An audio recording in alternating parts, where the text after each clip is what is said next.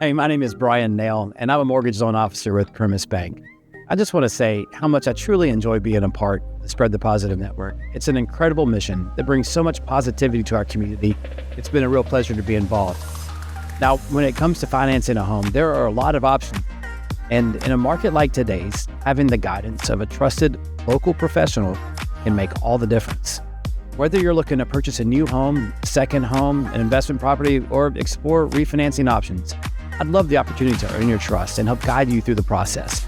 If I can help you nail your mortgage, give me a call at 615-243-3976 or visit nailyourmortgage.com.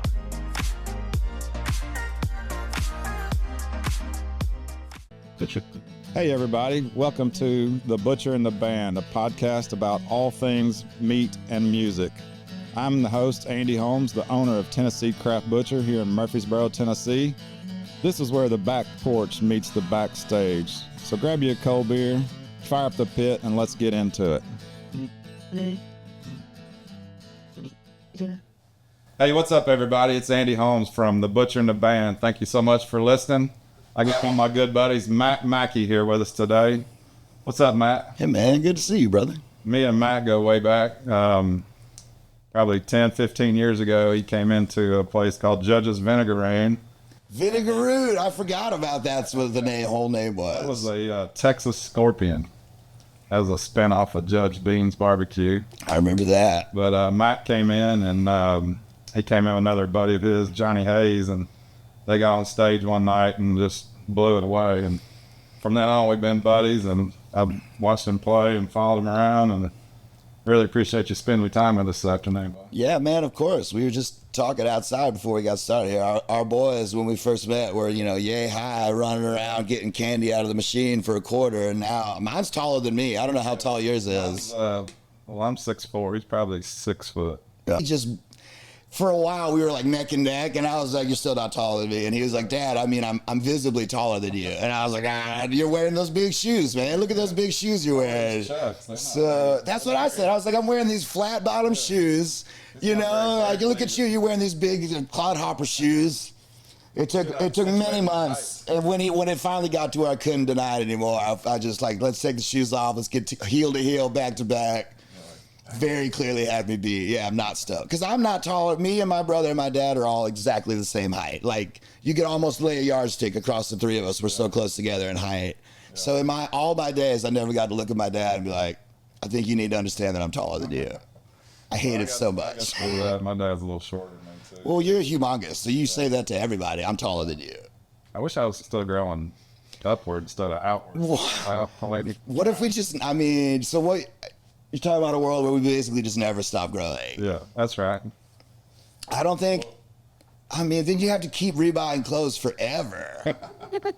That's pretty much. We'd be giants. There'd be pants. That's something the clothing company does on purpose. They keep us from growing. They've been putting something in the water since the earliest of humankind. As high as you can go, then they start making you go. They were like, well, even way back when they were just all wearing zebra skins and lion skins. Hershey chocolate, pretty sure. Have you ever been to Hershey, Pennsylvania? No.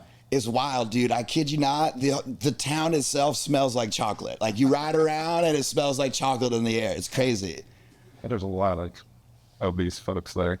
I don't know. If everywhere you go it smells like chocolate, do you get turned off to chocolate eventually? I don't know. They say, you're around or whatever and you get over it. Yeah, right? So you got a butcher shop. Yeah. I stand next to. But you don't smell meat everywhere you go all the time. I shit you not. Everywhere you go in Hershey, Pennsylvania, it's just like there's chocolate in the air. Like in Lynchburg, you just smell whiskey everywhere. Yeah, you do. So I don't know. Yeah, that's true. You do smell it. But Lynchburg, well, I guess Hershey's not very big either. I'm trying to think about how Lynchburg is basically just the Jack Daniel's distillery in 6 houses. And the Jack Daniel's post office. Now, not a lot of people know about the Jack Daniel's post office. That's true. Well, they do now because there's so many listeners. Go Google it. The Jack Daniel's post office. Well, Matt, tell us a little bit about yourself. I obviously I know a little bit more background than some of our listeners. Yeah. But let's fill them in real quick. Actually, so I was born in Missouri. We only lived there till I was 6. But just today, at a gig that I was playing earlier today, I overhear these people off to my right telling a guy who works there he's like, oh, they're just having, chit chat. Where you guys from? And I see him hemming and hawing, Missouri, where in Missouri? And they're like trying to decide, people that aren't from a place you've heard of, they're trying to figure out how to give you context. So they go, oh, we're from like an hour or so, sort of southwest of St. Louis.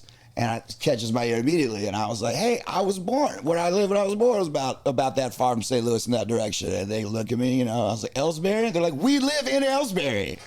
Ellsbury, Missouri. I mean, I lived on a gravel road. So my dad's a preacher. So the church was like, on the one side, it was like a big semicircle. We were on one end of the semicircle. At the apex of the semicircle is the church. And on the other end of the semicircle was the music leader of the church. So we all, us and Jesus, had that whole gravel road boxed in. Yeah, nice. But we only lived there until we moved a little before my 6th birthday to Memphis, Tennessee, in case you were thinking of another Memphis. And then, there are, what if I was like in Egypt, obviously. Well, you can't take Nashville for granted anymore. I agree, right? So many Nashvilles. People don't know. Nashville, Indiana is a very popular place. They're all over. Where'd I go after that? Oh, when I was 14, on my 14th birthday, actually, we moved from Memphis to Cleveland. And not Cleveland, Tennessee, Cleveland, Ohio. Okay, because on that, I knew that's why I had to clarify. And let me tell you, because when I was a kid, I was, oh my gosh, Mom, I had a very thick, y'all can't believe it, accent. Yeah. And then I moved to Ohio, right in Cleveland, on the Lake Erie. Yeah, and they were like, oh my God. Yeah. And so it was 8th grade, March of 8th grade. I kid you not, these kids would come up to me in the hallway and they'd be like, hey, new kid, talk. And I was like, why do y'all want me to talk? They had never, this is, 8th grade. So like 97, 98 for me. So this is before everybody had the internet. These kids had probably never met or talked to a Southern person ever in their lives. I was basically just behind glass to them just so they could poke at me. And they found this hilarious. Give me a quarter and I'll talk. That's what I should have. Yeah, I was too nervous. Also, everyone up there is Catholic. And in Memphis, everywhere I lived in the South, we the only Christians were Protestants, right? You could be a Baptist, you could be a Methodist. Yeah. But the Catholics might as well have been Buddhists for all they were going to get into heaven. They had no chance. Yeah. And despite their somehow also being Christians, the Protestant Christians are not on board. Yeah. So I moved to Cleveland. Everyone's a Catholic. I had only ever met one Catholic person before. So I'm like, oh man, everybody here talks different than me and everyone here is going to hell. Like, this is such a drag. This place is going to be a real bummer. And I had to shovel snow. Shoveling snow? Shoot me in the face. It was terrible. Yeah. So when did you move to Nashville? Oh, many years later. After Ohio, I graduated from high school. I went to school in Virginia. Traveled around for a while. Went and did a little stint in Ireland for a bit. Went to Florida for a while.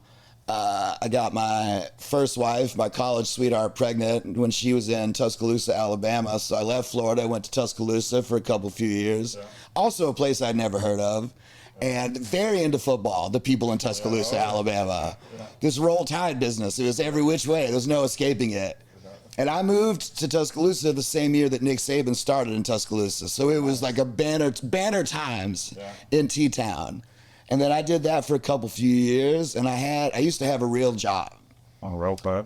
Well, I got this baby coming, and I'm like, I'm playing music, and I'm like, shit, I gotta get some means of taking care of my family. Yeah.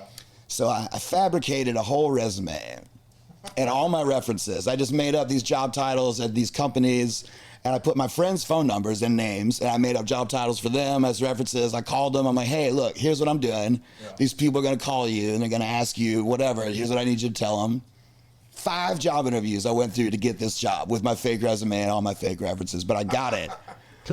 And I was the director of marketing for a $27 million account. I had a staff. I had a whole department that reported to me. Wow. It was crazy. And I had no idea what I was doing. So I was trying to keep hiring people that did know what they were doing so the department would keep running smoothly. Yeah, it was ridiculous. So that company, we went from 28 to like 38 while I was there for those 2 or 3 years. Guess you knew more about it than you thought you did. Well, I was at Alabama. So my job was I worked for the company that did all the food service at the University of Alabama. And that's what this company, my part of the company, did. Food service at colleges, universities all over America, everywhere. Yeah. So the school was growing like crazy. So our sales were growing like crazy. So they were like, man, this guy's great at this. And I'm like, yeah, definitely. You know, I'm kicking ass. So they decided they wanted to promote me. So they moved me from that one giant account to up here to Tennessee, and I had like 16 smaller accounts from TSU, MTSU, ETSU. I was still going down to Huntsville in North Alabama. Yeah. So I was traveling full time, and this was like a $50 million territory. And I'm like, great, you know, let's keep it going. I'll keep climbing this ladder. So they paid, because I could live in any city where I had an account. So they paid to move me from Tuscaloosa to Nashville. And this was like the fanciest move I've ever had. I didn't know this was a thing that was possible. They told me, clean your house, put all your shit away, and we'll take care of the rest. And I was like, oh, what does that fucking mean? That's crazy. Yeah. We literally just cleaned up the house, you know, put the stuff in the drawers. They came in, they packed up everything in boxes where it was, loaded it onto a truck. I didn't touch a fucking thing, not one thing. Loaded it all onto the truck, took it all to Tennessee, took it into my new apartment in Nashville, unloaded it all, set it up where we wanted. Perfect. It was I've never in my life, it's like people move like this? Yeah. It was like 15 grand or something the company paid to move me up here, me and my wife and little boy. That's how I got to Nashville. That was a long road. That's hilarious. Well, it's awesome. That was an awesome story. I skipped a bunch of side roads. Where did the music come into play in all this? Oh, I mean, hey, bud. I've always played music. My mama always played music in the church. She was always in, the church band and singing in the church and whatnot. Yeah. And I love attention desperately. So between my being able to sing and my not being afraid to get in front of people, they told me they had me singing up in the town parade in Ellsbury when I was 3. Yeah. Started singing in church as early as I could. And then, I got to be a teenager and I got a band and like, let's start playing some real gigs. And our first gig was at a birthday party up in this kid's house. And we thought we were very rock and roll. We did some Sister Hazel. Yeah. I don't know if you remember Sister Hazel. Did a little Matchbox 20, some Incubus, really burned it to the ground. I love Incubus. Me too. There's an Incubus poster here somewhere, right? Saw him a few times. I saw him at the Ryman several years ago, which I thought was interesting. That is, that's a little incongruous as far as vibe. I don't know. They could be kind of chill and vibey, though. Oh, it was rocking. It was awesome show. But, like I was saying, when I first met Matt, he came to Nashville, and we had this thing going called the Judges Jam, and one of my best friends, Mark Williams, kind of helped me put it together. He played bass, and it was amazing how fast they could all get up there, change the band with several different guys, or sometimes there'd be 10 or 12 people up on this tiny stage just crushing it. It was Hannah Dasher, who is now a big deal. She got me and Mark Williams and Mark Cardwell all together. She wanted us to back her up at Judges. Yeah. I don't remember how or why that happened, but that's how we all met, and that's how we all ended up over there. That's how I ended up over there. Yeah. It was a lot of fun. I remember one night you was up there and Mike Anderson or Anderson East, I know. Some guy comes in and like I don't know what he's playing, but he breaks out this tie, and it was like a corrugated metal tie, and he just starts ripping spoons on it and just tearing it up, and they're all just like rocking to the band or something, and he's just adding his with spoons on a tie. I'm like, what is this going on? You got to be ready. On, dude. Like 10 years later, I'm walking down the road in Austin, and I see this guy's got all these instruments, and he's playing under a tent just on Congress Street in Austin, Texas. Not sure. I'm with you. I was with you on that one. And he's playing there on the side of the road, and I look over, and he's got this tie on, and I was like, surely not. Yeah, no, that'd be crazy. Same guy. No fucking way. I don't remember his name. Same guy. I stopped. I talked to him. I said, man. I said, did you ever play in Nashville? And he's like, oh, yeah, I used to live in Nashville. I said, I heard of Judge's Vinegarine? He's like, yeah, I played there before. I was like, oh, my God. Like, what? Yeah. I went back and found a picture of him in my phone, and I just showed it to him. He's like, yeah, that's me. I was like, oh, my God. He said that he left Nashville to go play a show in Austin. His van broke down in Austin. He didn't have the money to get back, and he hasn't left Austin since. So he's doing well. He's killing it. Yes, he is. So other than your marketing director position, now are you working anywhere else? Or No, I've just been playing music for years now. Yeah. The last real job I had, I was the VP of marketing for an IT company. Yeah. Which is even more hilarious. So the only reason I left the job that moved me to Nashville, I said I took over a big group of accounts, like a whole chunk of them in Tennessee and North Alabama. So we were what they call a district. So there was only 4 of us that, quote, ran the district. And everybody else just worked at accounts. So it was me, the boss of the district, and an accounting guy and a food guy. And, marketing, food, numbers, and big boss. They didn't like my big boss very much. The chiefs did not. So after a couple of years of me being up here, they basically just dissolved our district, like 2 or 3 accounts to this district, 2 or 3 accounts to that one. They fired him because they didn't like him. And they told me I could move to Texas, actually. Yeah. Or... Like in the United States? Yeah, Texas, America. Texas, USA. That was good. That got me. Or just, or be done, just take a severance package and call it. Said Georgia. Texas, Georgia, yeah. And not a lot of people have been to Texas, Georgia. You've been talking about below Russia or like Georgia, USA? I actually do have a friend who is from Georgia, the country, and it is because she lives in Chattanooga, right next to Georgia, the state. It confuses people often. I was talking to a buddy of mine, which we got a mutual friend, Tyler Farr, and, he's a writer, performer, whatever, and he had to go over to Europe for the USO tour, and he called my buddy David. I was eating dinner with the other night. He's like, "Yeah, I talked to Farr the other day." He said, "I'm in Paris," and David's like, "Well, come over here to South Carolina and hang out with." He says, "I'm in Paris, dumbass." He goes, "Well, that's not far, Paris, oh my Tennessee, God. He goes, "No, Jesus. I'm in Paris." He's like, I can't believe I'm having to explain to you that when I say Paris, I don't mean Paris, Tennessee. Yeah, that was funny. And then he said, "Yeah, I'm headed to Georgia." And he said, "Well, that's what I said. You're on your way to South Jesus Christ. So it was a really funny story. But along the same lines while we're sitting there bullshitting about. When I had some cops steal my grass when I was in Paris, not Paris, Tennessee. They rolled, I think they had a system, right? Where they just ride around the Eiffel Tower all day and take weed away from tourists or whatever drugs they can find. Yeah. They roll up on me. It was these 2 bicycle cops. I'm laying out in the grass, this blanket with this chick. I had just scrolled up a couple of joints, and I made it to, I don't know, and I light one, and I mean, they're on bicycles. They're silent, like little, Parisian ninja police. And I'm talking to this girl, Murren, who had come over with me from Galway, Ireland for the weekend, and they are on me before I know it, right? I'm trying to put the joint out. That's pointless. And they're speaking to me in French, and that's also pointless. And so they pick up my cigarettes, they see the joints, and they take them out of my cigarette pack, and they're like, "Do you have any more drugs on you?" And I'm like, "No, definitely not." And they flip my cigarette pack over, and all this grass falls out. And I'm like, "Whoa, what do you want from me?" Of course I lied to you. You're cops, Yeah. So then they take all the buds, they put it in a little bag, and he puts it in his fanny pack, and he takes about 2 joints. He goes, "It's for home, not for here." And he puts them back in my pack of cigarettes, and they just ride off. And I was like, they're going to go smoke that fucking weed right now, right this second. That's all they do all day is take drugs away from tourists, go do those drugs, and come back and keep looking for another tourist to take drugs away from. I mean, they might have even been real cops. Yeah, I would not have known the difference. That's entirely possible. Oh man, I never thought about that. Holy shit, Andy.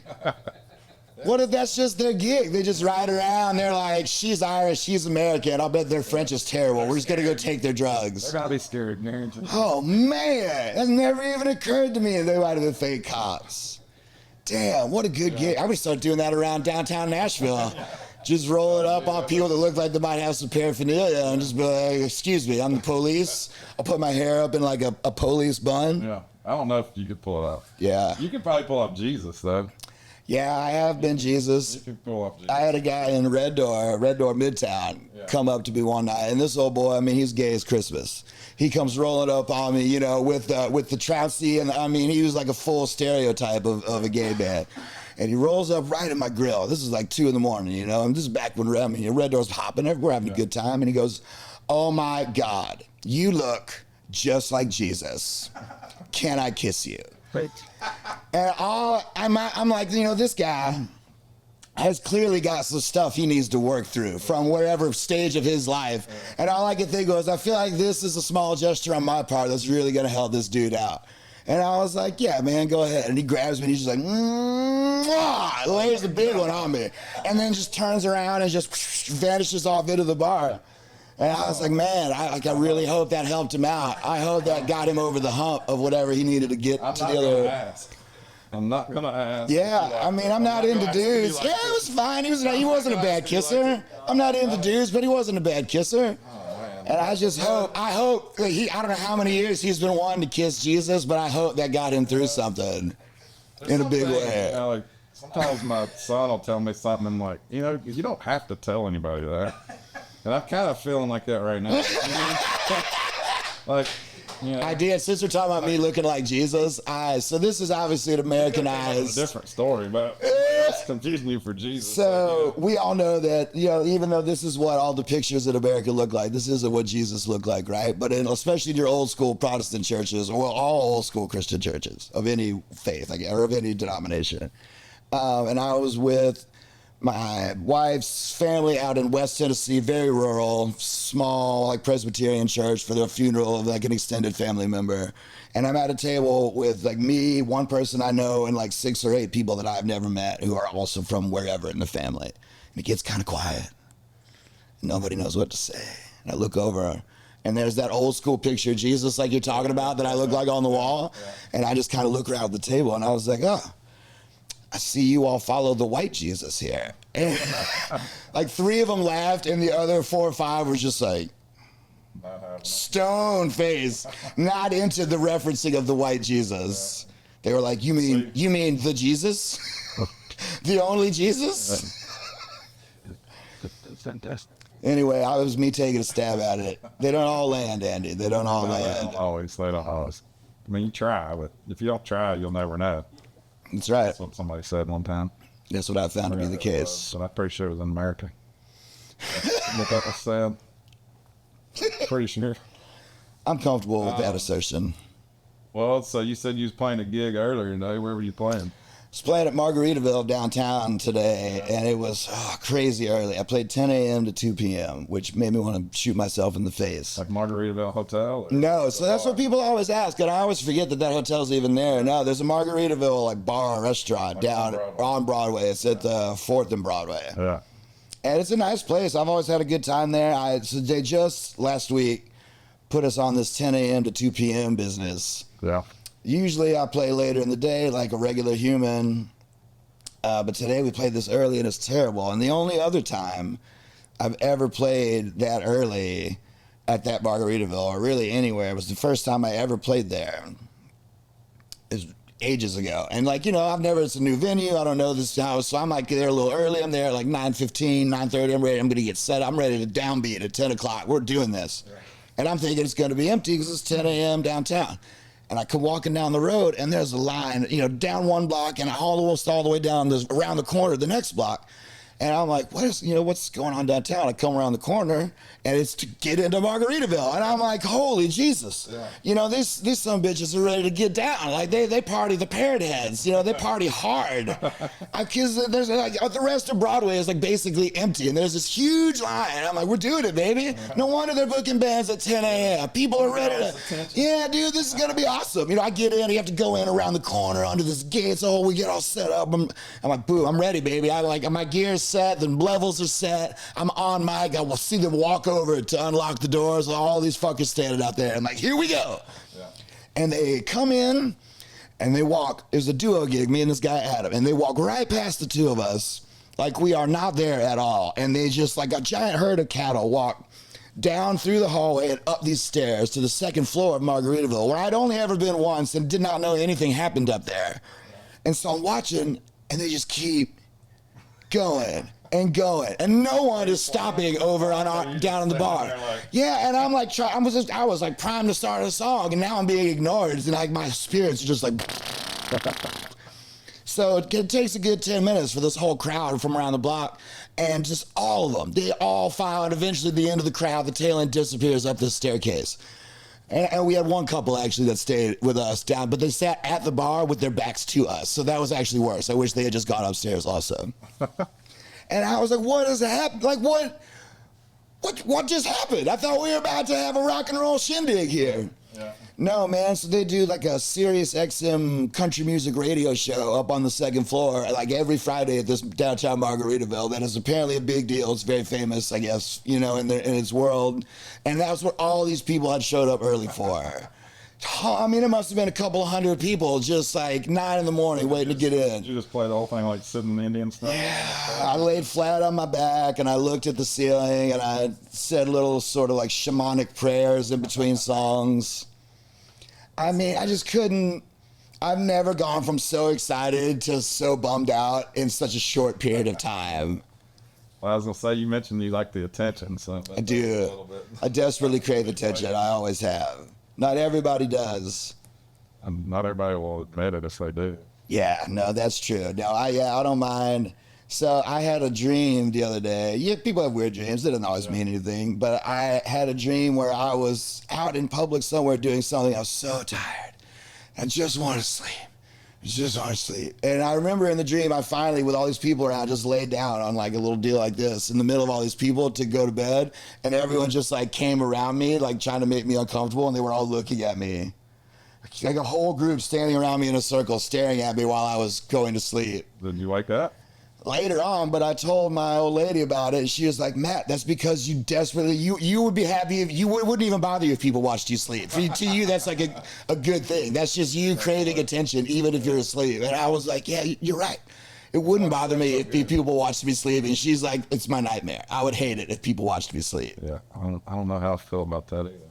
I wouldn't even think twice about it. If they sold tickets outside a window and let people watch me sleep, that's fine. I had to do one of them sleep study things where you like, I wake up like 47 times an hour or something, and Jesus, it's hard to fall asleep with all these cameras looking at you. Like, yeah, I did one of those. but I finally did, so it's fine, and like figured it out. But I can't wear that mask thing, so I just deal with it. I just did the, yeah. Did I tell you I started having seizures? Huge bummer. That is a bummer. Speaking of that, we should do a shot, actually, and then we'll talk more about seizures. What's the deal with bourbon? We got to get some bourbon around here? Some right here. Here we go. Oh, yeah, look at that. Doesn't have to be a big one. Just a little sidecar. Just need to wet the whistle. Seizures might get more depressing. No, it's fine. They're fine. They're under control. But it, like, Listen to that sound. they never... God. Oh, yeah. So this I'm just this going to is a 15-year Elkwood. It's delicious. I'm just going to sip on it then. Slot you, brother. Of course. Is there one more cup? Get you a cup. Or two. There we go. We got Trent and Josh over here working in the background. They're right here. What was I about? Oh, the seizures. Yeah. Here we go. Don't have one. Yeah, no, we're fine. We're good. I got meds and everything now. Yeah, but I think she's Jesus. I wouldn't say that I think I'm Jesus. I say, I'm not that guy that thinks you're Jesus. Oh, yeah, right. Are we still rolling? Or did you pause it? No, it's rolling. Okay, good. So, never in my life have I had a seizure. You know, I have no epilepsy or anything. It's after myself. Oh, okay. But, thanks for it. Not. I just keep it out. We can cut it out. That's what I thought we were. Snip, snip, snip. Your girl has such a I'm double fisted. Same. She is that just myself. One hand to the other hand. That is her. Oh, that's great. Uh-huh. Oof. Oh, man. So, Elkwood reserves a great 15-year whiskey. That's really, really good. Next door to Tennessee Craft Butcher at a liquor store called The Big Pig. All Let's right. give them a little shout out since we got it out. But, The Big Pig right next to the Tennessee Butcher Shop. Is there ever any uncomfortability when they're walking the pigs in and out? Knowing knowing what their future holds? I think it's all good. It's kind of random that it ended up like that. But so you was about to tell us about some seizures? Oh, yeah. Huge bummer. So, essentially, out of the blue, out of nowhere, I had a seizure. Like middle of the day, so I woke up late. I had to, took a nap because I had played a gig the night before, and I was going to pick my kid up from school. This is when he was still in middle school, or 8th, 9th grade, something like that. And I remember being at my house, and I remember waking up and realizing I was late, and that's the last thing I remember. So I drove for miles, and I got into a car wreck at a red light where I had already come to a complete stop at the red light, and then apparently had a seizure. So my foot slips off the brake, and I roll into the car in front of me. That was the only accident that happened. Crazy. So they, you know, the cops and the medics and everything gets called. I don't remember any of this. This is just what I've been told by other people. My ex, my kid's mom, you know, when I didn't show up, she eventually goes and picks him up from school, and they are on their way to my house. She doesn't know anything is wrong. She's just bringing him to where she thought I was. So they're taking the same route that I had been taking to go get him. And they drive by and see my car, and they see the cops, and so they pull over. Like, is that my kid's like, is that dad? Is that dad? Apparently, even though I was in a state of delirium and don't remember anything and was unconscious for 2 or 3 days, and I just had a seizure, I still, somewhere in my subconscious, I had the wherewithal to make sure you always lie to the cops and you never tell them your real name. So I had told the cops and the paramedics, apparently, that my name was something like Robert Brandywine. And that was just what was happening. That's what they were going to take me to the hospital as, the whole deal. And only because she stopped, and she's like, no, his name is Matt Mackey. I don't know why he told you that is his name. Like, otherwise, I don't think my family, nobody would have been able to find me in the hospital. I just would have been in there with a wristband and Robert Brandywine. Yeah. That's the new John Doe, I guess. I guess. I mean, so I'm in there. It turned out to be like 3 days. And apparently every day I would wake up and they would tell me all this stuff that had happened. Then I'd go back to sleep. The next day I'd wake up and I wouldn't remember it. And they'd tell it all to me again. And then I'd go to sleep. The next day I'd wake up and they'd tell it all to me again. I wouldn't remember it. So Groundhog Day? I mean, it must have been, dude. I don't know. So they were like, okay, you know, maybe it was stress. Maybe it was drugs. It could have been all kinds of things. We don't know what it was. So they put me on like low dose seizure meds, and I'm thinking, you know, this is the end of it. But now I'm scared about doing class A drugs because I feel like this is going to be an issue. I'm not trying to have a seizure. And while I'm hanging out with people, then I'm putting them in a position where they got to deal with this, and they're all fucked up, and that's not cool. It's not cool for me or for them. I'm trying to save the world from this problem.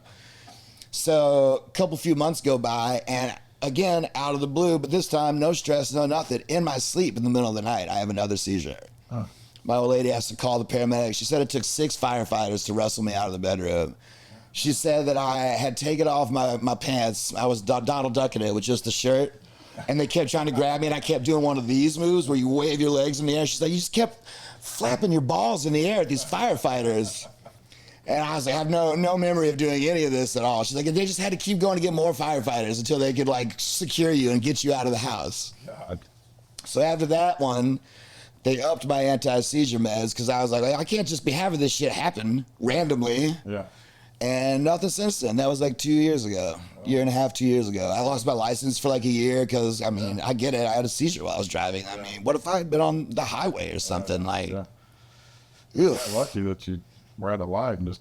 I know, dude. It's crazy. I mean, that could have been like so much worse. I could have fucking killed somebody. Yeah. Forget about you know what I mean? Like me or somebody else. I mean. Good for you, Mr. Brandywine. Whew, old Robbie Brandywine. Getting it done, baby. RW over here. It worked out. It worked out in the end. So, let's talk a little bit about your music. Yeah. Again, I know a little bit more about it than some of our listeners would. And so, Matt said he, obviously writes and sings. But I would say he's a performer first. He's one of the most entertaining singers that I know, for sure. I told a couple of guys at the meat shop, I said, y'all might want to wear your helmets tonight because Matt Mackey's coming. I get a little loose. We used to have to go buy new stuff when he'd play judges the next day. Sometimes you just get to climb it on things. It's cool to watch because you just see the passion that he brings to the song or whatever he's playing. And you play, like, what instruments do you play besides the guitar? I play the guitar, I play the piano, I play harmonica a lot. And then, I play like bass and drums, the way all musicians can kind of, sit down at an instrument and play it. Like all of the instruments that are on your typical stage. Yeah. I have tried my hand at. I tried to play a trumpet. I tried to play a violin, and it was just. I mean, it was fine, but it would have been a lot more work to get good at those. I forgot about you playing harmonica. All the time, dude. That was like my main gig with Johnny. Like, it's fun, and then of course, he adds his performance to the harmonica and makes it. There was a time there where that was most of what I was doing was going on the road playing harp. And actually, way back when I had the cancer, what was that? Jesus, that was 6 or 7 years ago now. Yeah. So I was sick for a long time before I found out it was cancer. And like musicians, we don't have insurance, so I didn't know that it was cancer. I just knew that I had been feeling progressively worse for like a year. Yeah. And the very last gig I played, and I was in terrible shape. I had lost a bunch of weight. People were asking if I had started using heroin because I looked like I was just skin and bones. Like, so this is the end of that sickness, but before I had actually gone to find out from a doctor about this cancer. The last gig I played was a duo show on the road up in northern Kentucky or southern Illinois somewhere. Me and Jacob Stiefel. He's playing guitar, singer-songwriter. Brought me on the road just to be the harp player, backup singer. Yeah. And we get to the gig. It's like 3 or 4 hours from Nashville. And we get out, we're loading the gear, and I was like, Jacob, I forgot my harmonicas, man. Okay. It's my only job. It's just the two of us. And so I just stood there the whole gig, just like, and then you came. Like whenever I had a backing vocal part, I would throw it in there, and I would just like, I think I had like a shaker.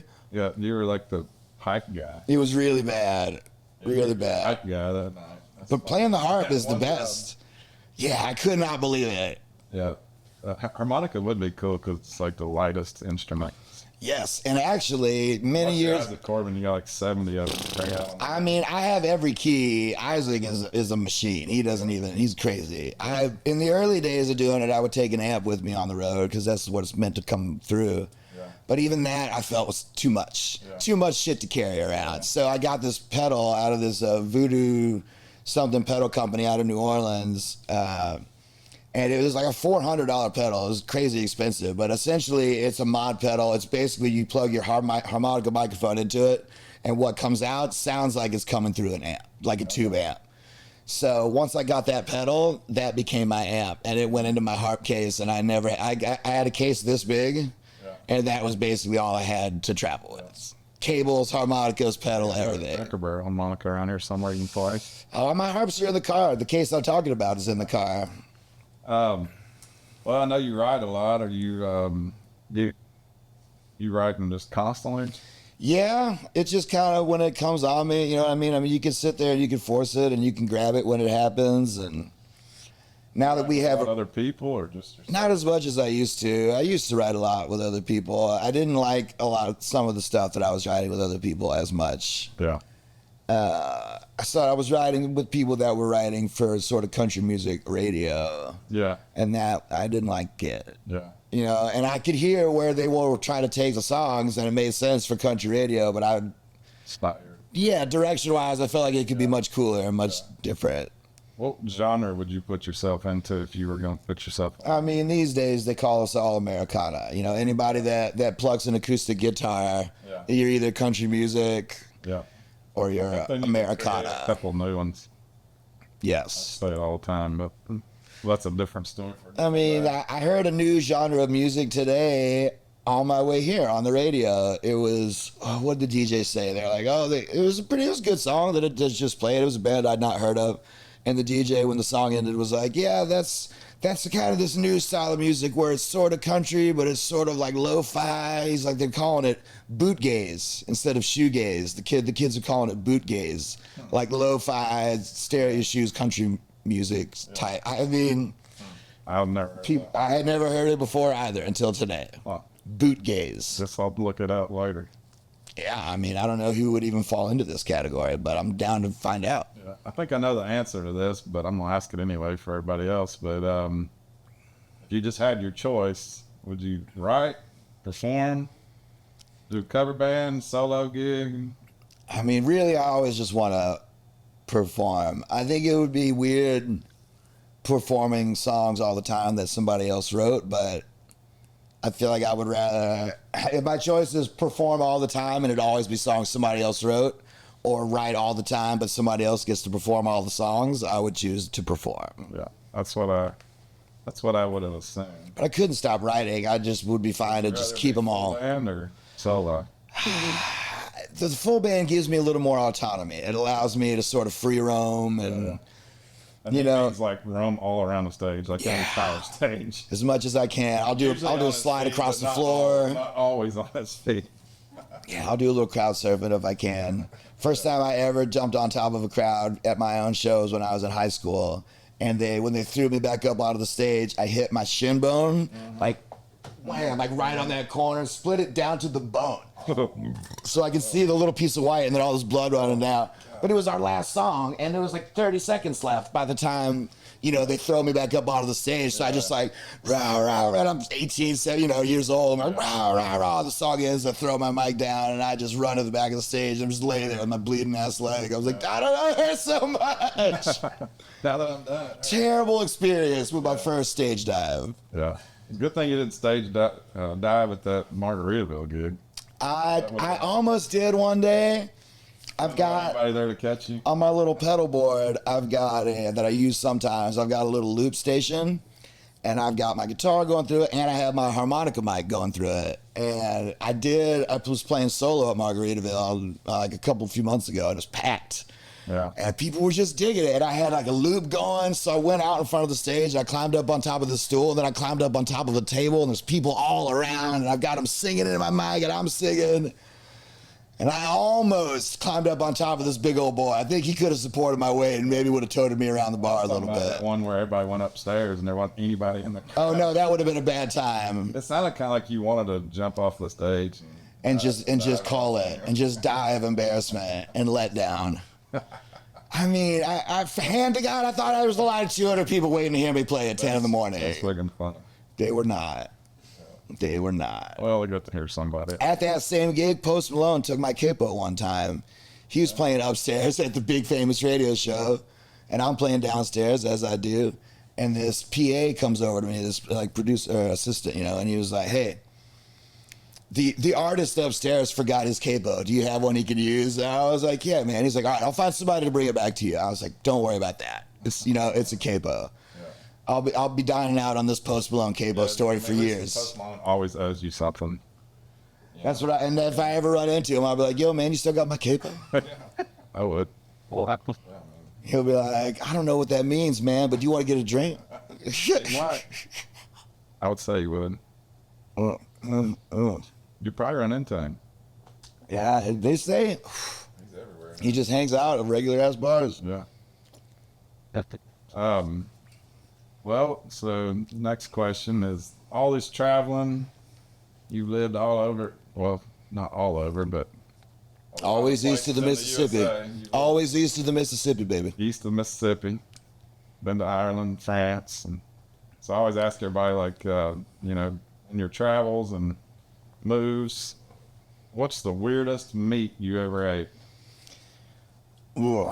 Well, I don't know if it counts as meat. Well, I mean, blood sausage. You ever had blood sausage? No.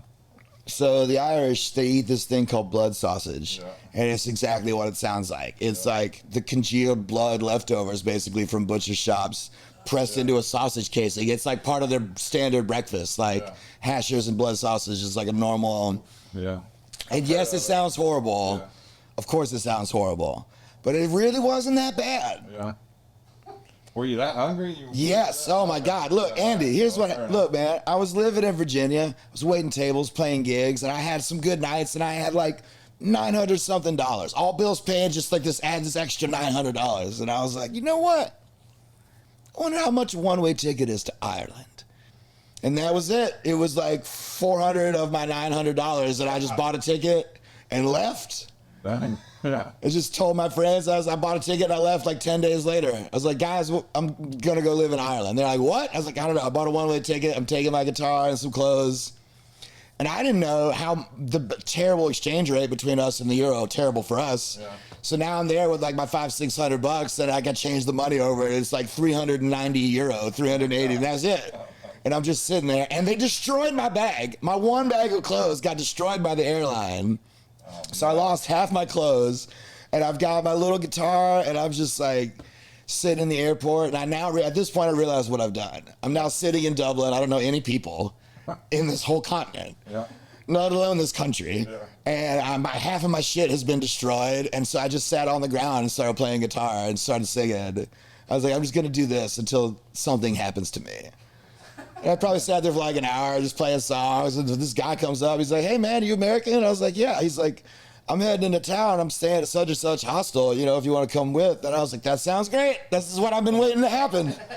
This is the moment I was waiting for. Wow. So yeah, I only had a few, $300 or $400, and that went away pretty quick. And then after that, I was sleeping in parks, and I had a bicycle chain, so I would go through the handle of my clothes bag and the handle of my guitar case, and then around my leg, and I would lock it and like hold it while I slept in parks and stuff, so I wouldn't get it all stolen. Oh shit.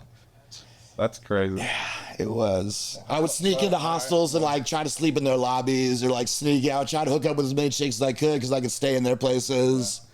But you got to hook up with them before they ask you where you're staying. Yeah. You can't just be like, Air Square, I'm out in the square, where you stay? Yeah, that doesn't go over too well. No, chicks are not into the homeless.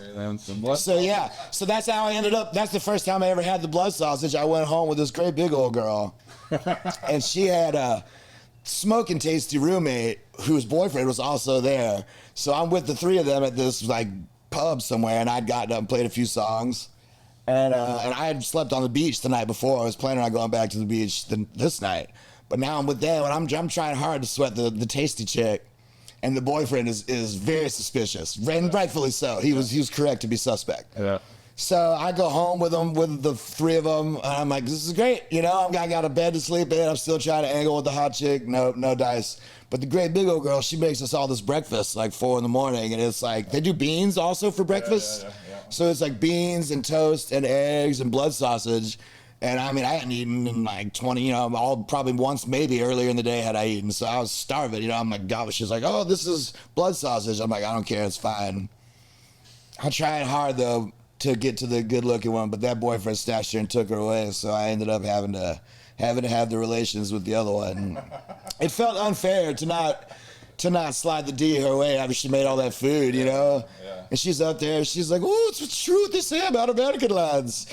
And I'm like, yeah, you know, you're great. I don't know what you've heard about American lads. Yeah, you feed us blood sausage, gets us hard as a rock, baby. We're ready to give it to you. And her bed was not big enough for us to share, and I was sad that I had gone to all this trouble to sleep not that comfortably. Yeah, that does suck. She's too big to have a bed that small. In retrospect. Well, what other meats did you have over there? Squid, dried squid, like little tentacles, which I thought was weird. Sheep, they love sheep. Yeah. These guys tried to trick me into fucking a sheep one night. And nice. They told me this is what all visiting musicians do out in the west of Ireland. This is, you know, real late. We've all been drinking all day. There's all there's musicians. And like out in the west of Ireland, it's just like open fields. It's very rural. There's sheep goddamn everywhere. Yeah. And like, so we're driving through in the night and we see all these sheep and they're like, "Oi, Mackey, have you fucked a sheep yet?" And I was like, "What?" They're like, "Oh yeah, sure, everyone comes out this way, you gotta fuck a sheep, man." And I was like, "I don't feel like I'm gonna do that." They're like, "No, it's not as hard as you think." They're like, "You get it, and you get yourself kind of lathered up. You just get her, you push her right up to the cliff, because it's all cliffs on that side of Ireland. You just push her right on up to the cliff. Right as she peeks her head over, scares the shit out of her. She jumps right back onto your cock, man." And I was like, "Oh man, man, I just don't know. I don't think I'm gonna do it. I don't think I'm a sheep fucker." Yeah. And now they're dying laughing like, "He was thinking about it. He was thinking about it." You're like, "Sheep fuck right over." Yeah, right. I was like, what if they have done if I would have been like, "All right, give us the sheep then." I'll bet they would have just been like, "All right, hang on, we'll pull it around, boys. Get us the sheep. This lad's a sheep fucker." I've thought about that in a long time. I played a gig for the IRA. Let me tell you, that was scary. There's guns everywhere. Yeah. South of Ireland is the home of the IRA. So Sinn Féin, yeah, we played out of this island called Connemara. And it was like an IRA event. And when we were driving out there, he was like, "Just say fucking nothing, man." I was like, "You got it. I'll just sit up here." Yeah. It's like these you guys. You into a band over there? Well, when I was sleeping in Air Square. Yeah. Oh. So I'd flown into Dublin, as you do to Ireland. And I'm over there, and I'm busking. I'm out on the streets playing gigs, and I'm hanging out, sleeping where I can. But it's like a city, so most of the buskers are bigger acts. This one guy who was my roommate at the hostel I was staying in, he dressed up as a wizard, and he stood on one of those big platforms, and like you put $1 in this thing or whatever, and he'd like give you a fortune. Yeah. And 2 nights a week, he taught tango lessons in the lobby of our hotel or of our hostel. Yeah. And I was like, that's great. So I asked him if I could play a gig. I told him my name was Memphis Mackey, and they just didn't believe me. Yeah. And I knew I was lying, but I was like, who just tells somebody is that your real name? That's bullshit. Who says that to someone? Yeah. Anyway, so pretty quickly they were like, hey man, just the cats I was meeting, like if you want to make better money doing what you're doing, you got to go over to Galway, which like Dublin's on the east coast of Ireland essentially, and Galway's on the west coast of Ireland, give or take. So I went over to Galway, and that was where my money ran out. And that's when I started sleeping in the park pretty much. And there was this bar called the King's Head Pub on the square. And I was in there one night, I had about 10 quid left. And so I spent like 5 or 6 of it to get a pint because I didn't want to sit in there and look like a weirdo with a cup of water. So I'm just like very slowly drinking this pint, and there's a 2-piece, couple of guys with guitars playing. They take a break to go smoke a joint. And this is not a very cool thing to do typically. Yeah. But I got nothing, I'm scraped. I got to make some shit happen, Yeah. So I went up to him, I was like, hey, it's while you guys are on break, would you mind if I got up and just played a few tunes up here? And like, they don't know me. They don't know I could be fucking horrible, Like, that's why it's not a cool. Yeah. But he said yes, this cat named Ray Hahessy. Hahessy. Hahessy. Fucking Irish. Yeah, I know, right? So he says to me, yeah, go ahead. And him and this other dude, Odie. So they go to get high, and I sat down and I started playing some songs, and when they came back, they were digging it. Ray got up and played some songs with me. And when the whole night was over, they bought me beers the rest of the night. I stayed and kind of jumped in and out of their set. And the night's over, and Ray's like, oh, you fucking class, man. I like it. It's fucking great. Yeah, where are you staying here in Galway? And I was like, right out of here, right over there. I slept on the other side of that tree last night. And he's like, fuck that, man. You come stay with me or we'll get you started. And that was it. I stayed with him for like 3 months on the floor. Like he just like took me in, his roommates, Baby Dave and Claire. They just brought me in. And like, I was like a roommate. We were inseparable. Started playing gigs all around Ireland with him. Huh. That's a cool story. It was great. Most people wouldn't have the nerve to do that. I was, 23. Yeah. So why not? Yeah. The older you get, the harder it is to do that shit. You know what I mean? But if you're willing to just go sleep wherever and make it work, then you can. Yeah. My concern was once I got out of English-speaking countries, and once I was no longer going to be able to use the silver tongue to open doors for me. Yeah. Because when I got to France, I was like, okay, this is going to be harder and harder to talk to people. Right. And it was. Yeah. I'm sparked. So, tying us back into the butcher shop and talking about all things meat and music. So what's your favorite meat you had out there on the road or that you eat now, like regularly? Oh, man. I love a good, like a good steak, a good strip or a good, I don't like a lot of fat. I know fat is like the pearl of the meat of the steak world, but I just have never been into a lot of marbles. So I like a New York strip or even a filet. Like a porterhouse is a little fatty for me. I don't know why. I know this is antithetical to the typical way the steaks are meant to be, but I don't know. The marble never did it for me. Is there one place that you ate a steak or meats that just that's just in your mind, like the blood sausage was? In a bad way? No, like in a good way. Yeah, man, this one steak I had this one time was just I had in Lynchburg, Virginia, at this old steakhouse that's not there anymore. It was probably the best steak I ever had. It was just these old Virginia people, old family restaurant, down on Main Street. And it was just like, I feel like when we're talking the best you ever had, yeah. I feel like that has as much to do with the meal as it has to do with you on that particular day, right? Like, so I was having, it was a good day for me, shit was going right, and I had this delicious, so like it's burned into my mind as like this amazing thing. Right. But like, I feel like if you're in a shitty mood or you're having a bad day or something, you could be served the most delicious food and it's not going to register in your mind as the best food. Sometimes even the atmosphere. Yeah, you know what I mean? It all comes together as part of the experience. If I asked you that question after tonight, after I cooked you a bomb steak from Tennessee Craft Butcher, it'd been the story be like, the steak you cooked the other night. I should have just said the best steak I've ever had is the one I'm going to have later tonight. That's it. There you go. We can cut this together, right? We can switch it up. What's that, Andy? What was your question? The best meat I've ever had? I would have to say the steak that I am going to eat later tonight at Tennessee Craft Butcher. What's my friend? My anticipatory delight. Great atmosphere. Just cold beer. I always like to ask people too, like, you know, because I can't play and I don't know how to play an instrument. I sure as hell don't know how to perform in front of people.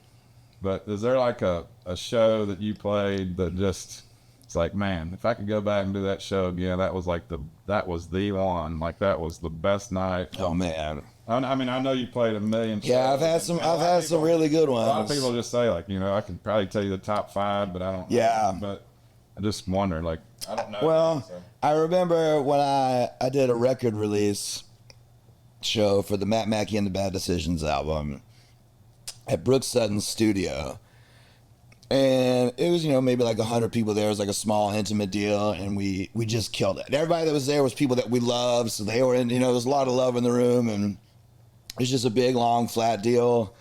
But we burned it down, and everybody was super pumped. And when it was over at the end, instead of like a mic drop or anything, I take my guitar and I throw it to the side, and I run straight at the people in the crowd. And I dove on my tummy, and I did a big, long slide into all their legs. And it made my heart so happy. It was like being on a slip and slide. Nice. That was really wonderful. I saw a new version with slip and slide. Speaking of that. What? Is slip and slide making a comeback? It's a new version. You take like a heavy duty trash bag and you cut it out like a like a poncho. Yeah. And you put oil or soap and suds and you water it down and you just take off around and just dive and you'll just slide for that. Oh, like on wherever, as long as you're on grass, basically. You just be walking down the street. Well, yeah, but I mean, that'd be the one time you do it would be if you did it on the street. Yeah. Interesting. Dude. Yeah, usually what I like to say on that, like your best performance, like, you know, what's your second favorite? Because obviously playing Tennessee Craft Butcher is your favorite. Obviously number one. Yo, you just reminded me of a slip and slide story, actually. This is many moons ago. This is like, I was probably 19 or 20. I was playing a show in Athens, Ohio, at Ohio University. America. Athens, Ohio, America, if I go all three. And I went to high school in Ohio, so I had a lot of friends that went to OU, and I was there just kind of hanging out for the day. Like, I got in the night before, and it was summer, we're partying. And during the day, these girls had this big slip and slide out, you know, in this whatever area. And I'm like, we do it a couple times, and I'm like, I'm going to really impress these bitches. I'm going to show them something. I'm going to be wild. And I come flying at this slip and slide. It's one of those ones where at the end, you hit these little plastic things, they shoot water up in the air. Yeah. So I, you know, really going to impress these ladies. So I come in hot, and I bust this plastic thing, and it just rips my side open. Like hard. It was like a hard plastic thing that I've shattered, and it just tore me up. Blood everywhere. So no, the women were not impressed even slightly. And now I gotta go upstairs, and I'm staying with this friend of mine, Shortcake. She's itty bitty. She's like 4'9", 4'10". Married to a dude who's taller than you. He's like 6'6". It's ridiculous. Wow. He just holds it on his hand like this, like a toy. Yeah. So I was staying with her while I was there, and so she takes me up to her dorm room. She's cleaning me up, you know, trying to get me situated. And long story short, for the gig that night, she gets me. I had a red T-shirt, and she puts a big old maxi pad on this giant slash up my side, and it just stayed there. I like attached to me under my shirt for the whole gig, soaking up all this blood. One and only gig of my life I've played with a maxi pad on. Well, it's a one-time deal. You never know. No. Yeah. Matt Mackey, you never also, another vivid memory I have from that night, and it's burned into my mind because it's the only time I've ever seen this. I was opening for a band. I played solo. The band that played after me, when the whole night was over, I'm standing outside smoking, and I see them loading out, and these dudes didn't do a goddamn thing. Their girlfriends loaded all of their gear out, carried every amp, every guitar. I watched these chicks do the whole load out while these dudes stood around bullshit with people. That was 20 years ago. I haven't figured out what secret they had. I've been in lots of bands. I've never been in a band where the ladies did all of our loadout for us while we just shot the shit. I've dreamed and dreamed about it. Yeah. I went looking for those girls one night after that. Did they write a book about it, maybe? I hope so. But I've looked. If that book existed, I would have found it. How to get your girlfriends to do all the hard work. Yeah, some of that shit's heavy as hell, too. I'm saying, dude, I couldn't believe it. These girls are in and out, back and forth, carrying all this heavy gear. They was probably just trying to get the guys away from the girls. Yeah, I mean, I get that, but that's not the way. Yeah. Being a workhorse. Well, we got to get down to the shop here in a little bit. Oh, yeah, that's true. You got a song you've been working on you want to play for us? Yeah. I can do you one. Your guitar looks like it's been played a couple times. It has been played. I think it's the same one you had at Judge's. It is. Oh, yeah, dude. I bought this guitar off the dude. He was playing it at a gig when I was a freshman in college. Yeah. And he busted a string, and I changed the string on it for him, and then I bought it from him. And I've had it ever since. Got with me everywhere I went. Well, let's hear you play something on it. All right, let's see. Well, this is not a new one, but earlier I got to... Oh, yeah, there we go. Let's just twist her on out there. Yeah, that's fine. I was thinking I'd do the Jesus song, because I like the Jesus song. This is a song I wrote about if you were to run into Jesus, at a bar.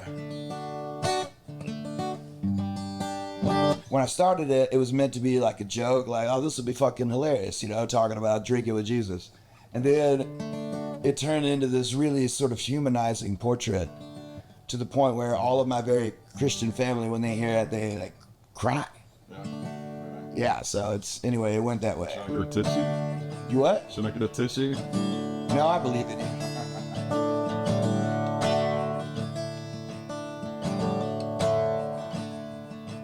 In a winter town on a summer night, I ran into Jesus Christ, so I stole his crown and ordered up a beer. Well, we got drunk till closing time, but when I turned to say goodbye, he told me there was one more thing to hear. He said, pray for me, son, with tears in his eyes. You won't find no judgment here, just drink with me tonight. Here's to the world, it has its ups and downs. I swear to Dad, I'll get the tab, he said. You just give me back my crown.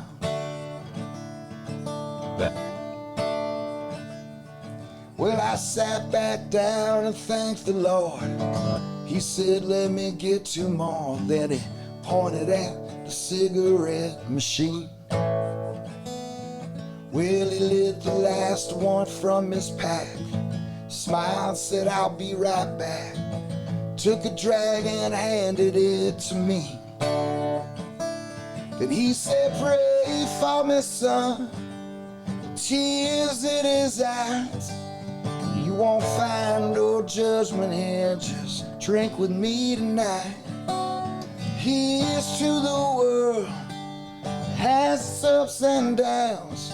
I swear to Dad, I'll get the tab, he said. You just give me back my crown. Right here, I usually play a harmonica solo. But as you can see, I am sans harmonica, so we're gonna skip it this time. Just consider this a chit-chat solo. Well, we talked about the people and the weather. Both agreed they could be better. They keep changing all the time. Before I said another word, he held his hand up, said, I've heard everyone's troubles all my life. Then he said, pray for me, son, tears in his eyes. You won't find no judgment here, just drink with me tonight. Here's to the world that has its ups and downs. I swear to Dad, I'll get the tab, he said. Just give me back my crown. Well, I swear to Dad, I'll get the tab, he said. If you just give me back my crown.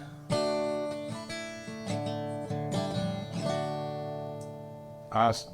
Yeah. Great song. Thanks, man. Jesus song. Yeah. Yeah, that's awesome. So yeah, here at the Butcher and the Band, we like to talk about all things meat and music. Matt shared some great stories with us about. Is this the part where we pull out our meat, or is that? You told me that was coming towards the end, right? Something about meat. I think you said the cue was meat and music. I didn't know if that was. Yeah, and so here it comes. Is that just the exit shower? We just whip it out and walk towards the lens until it goes blurry. Yeah, something like that. Only we sing about it. Oh, the meat song. That's right. We need a meat song from you. All right. Let's see here. Meat song.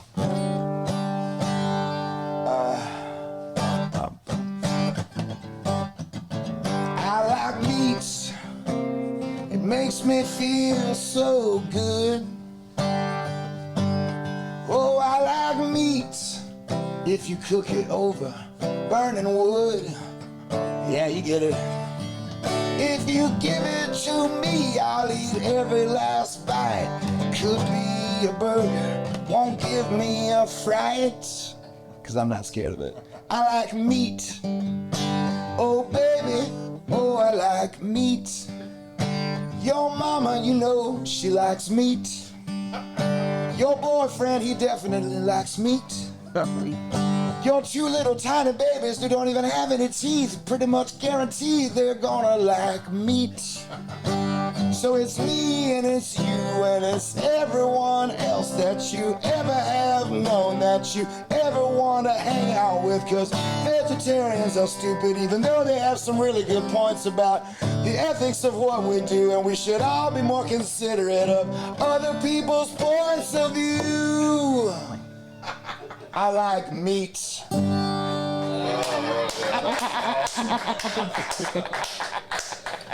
Oh, that's exactly what. So I hope that goes in the Hall of Fame of meat songs. that's going in, baby. Can I tell you a shit? You know, when I was going to make a post about playing this gig, you can to add music to your little post or whatever at Instagram. You can just search whatever, and I searched for meat. Just in the song section, and there were so few songs with the word meat in the title. We got a few going now, but we can start your own. Putting that out there, that was awesome. But yeah, so great stories about your journey into music, and I hope I can take you over here to this butcher shop and let you enjoy some of our meat tonight. I'm excited. You know, we let everybody sing to it because it keeps it more tender. Ooh, that's what I always tell the ladies. Anyway, so Matt, Tell them to sing to it at me. that's it. Man, thank you so much for spending your time with us today. Thanks for having me, Andy. Where's your beverage? It's been a great time. Awesome catching up. Looking forward to a great night. And y'all come see us at Tennessee Crap Butcher at 3921 Franklin Road here in Murfreesboro, Tennessee, USA, baby. And, That's right. We can't wait to see you guys. Follow us at The Butcher and the Band. Give us some reviews. Tell us what you want us to talk about. Thank you so much, Trent, and Spread the Positive for producing this for us. It's been a great time, and y'all stay tuned for more episodes. We'll see you real soon. And again, Matt Mackey, follow him. Go see him. It's a show you will not forget, I promise. I'm getting chills thinking about it. And y'all come see us. Follow him. Thank you so much. Thank you, babies. Yeah. Thank you so much for listening to another episode of The Butcher and the Band. Keep the fire going for us and give us a 5-star review. Like, share, and subscribe on all social media handles. Come see us at Tennessee Crap Butcher here in Murfreesboro, Tennessee, and we will catch you on the next one. Thank you guys so much.